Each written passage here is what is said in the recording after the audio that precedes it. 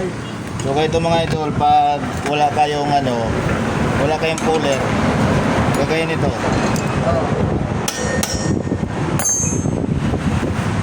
Wala pa tayo, walang cooler. Kaya ito mga idol, pag wala kayong puller, bago ito ay baliktad, Oo. hindi kaya sa pukpok ito. Oo.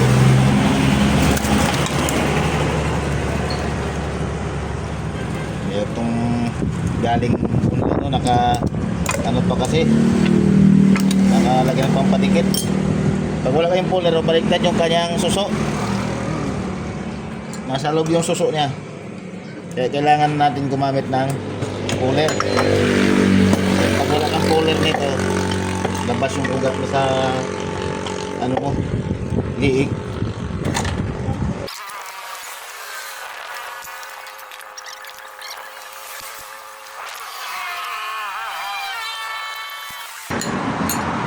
Kalas na. So kailangan pagkabit nito ay ito sa labas.